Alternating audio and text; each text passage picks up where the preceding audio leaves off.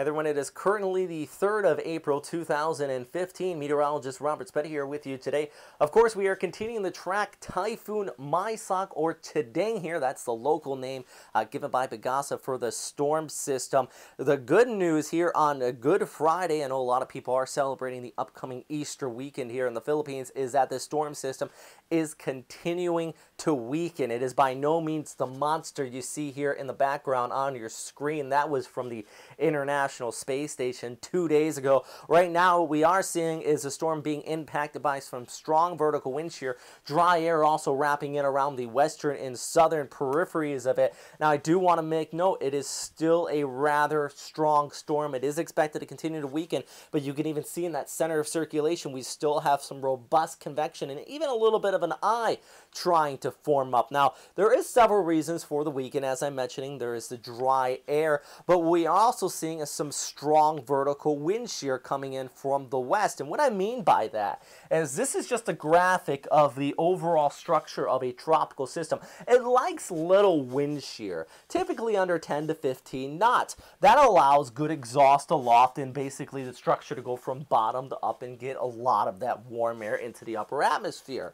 What we see with vertical wind shear is you get a lot of strong winds in the upper atmosphere, and a little down below in the cloud tops start to lean over, and it doesn't allow that good circulation to really form up here. And this is very apparent on our water vapor imagery. You can see most of those clouds just getting kind of blown away towards the northeast. Our center of circulation down here towards the south, not really any cloud cover on the southwestern periphery. A classic sign of very strong vertical wind shear. Also on this image, you can kind of see that dry air inflow wrapping around our storm system. Once again, though, let's take a look at the before and after images. This was on Wednesday when we had our super typhoon, a Category 5 equivalent, and there's our storm system now. It is just a night and day difference. If this storm system made landfall in the Philippines like this, it would have been an absolutely catastrophic result, rivaling Typhoon Haiyan if it made landfall in the right topography and would provide very significant storm surge.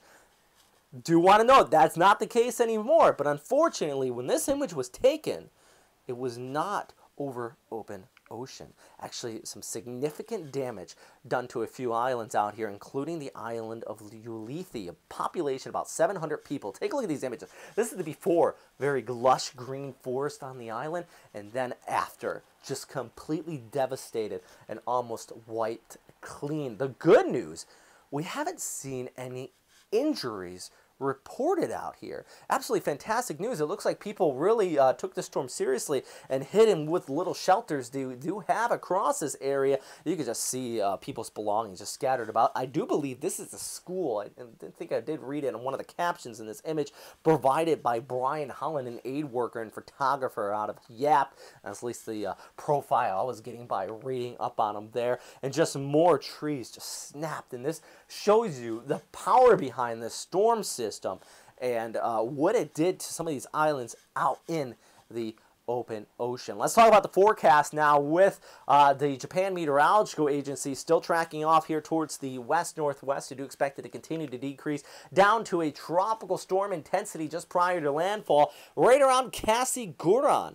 Actually there on Sunday morning, Easter Sunday morning. A lot of people are going to be heading out the mass, and I think that's going to be one of the bigger problems here. Signal Force 1, that's the local Pagasa warning here, has been issued for parts of southeastern Luzon. They also expect that early morning landfall right around Casiguran. Actually impacts from Bagas, at least at this time. They do expect heavy rain that could cause some localized flooding, especially in these low-lying rivers and streams within the mountains there in northeastern Luzon, there in Aurora and Isabela. Not to mention the threat of storm surge up to 3 meters high. Now, I do want to make note that this part of the Philippines is not significantly populated. I know I keep on mentioning Casiguran, but the big thing about Casiguran, it actually is a little bit farther inland. Actually, the immediate coastline of the areas facing the ocean, not as significantly populated in this area. Even if we pull back the picture, much of northeastern Luzon, very limited in population. Yes, there are cities up and down here, and there's some towns.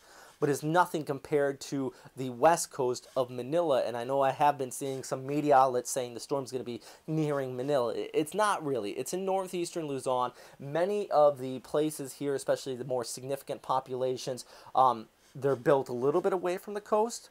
That is because this area always gets hit by typhoons. People here have grown used to it. It is not anything unusual, and especially if this comes on ashore as a tropical storm, it's not going to be something that's going to be surprising people. The big thing, I think, is going to be the rainfall in these coastal communities. There are some small towns right in that right front quadrant. You do still want to get away from the coastline. There is going to be a rise in sea level. And then we're talking about low-lying homes in some of these rivers and valleys where you could be seeing some significant flooding. But once again, this all takes me back to the threat of people commuting out here on Easter Sunday. Already, a lot of people are already in this area. I also want to point that out. I keep on mentioning the fact that people living here, residents, but there are a lot of people in this area on vacation. It's a long weekend. It's a long week.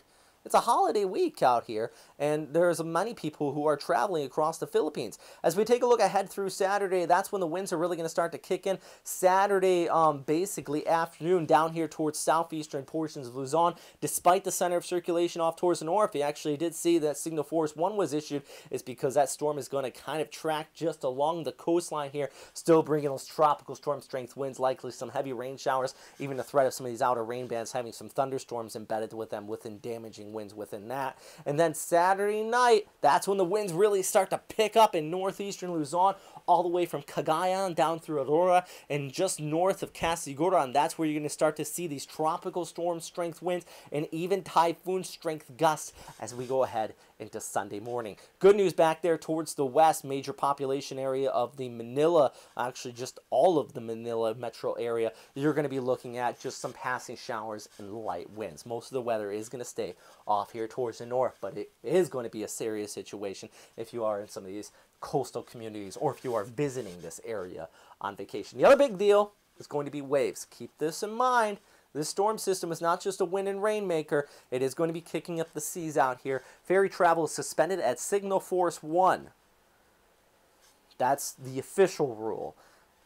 And I agree with it. You don't want to be out on some of these seas and just risking your life to get where you need to go. Just wait for the storm to pass. All right, guys. I also have a few other things I do want to mention here as far as the track forecast, but also what we have is back here towards the east, another tropical depression has formed. JTWC, and for the most part, most numerical guidance and everything we are seeing, does take the storm off there towards the north and eventually just shoots it towards the northeast with a passing trough. I don't want to worry about it too much unless you are on the island of Chuuk. Remember, Chuuk is still recovering from Maysak on Sunday. It's been a week since this storm system hit here. It's been actually a week and 1 day since we first started making the video update specifically for Maysak. And what we did see here, some significant damage. 5 deaths were reported, and state of emergency has been issued at this time. So the last thing they need is even a tropical depression coming and hindering those recovery efforts. So definitely our hopes go out to those people, and we're going to continue to keep you guys posted on these developing scenarios, here in Chuuk, in Ulithi, and of course across the Philippines. All right, thanks again for watching, and stay safe out there.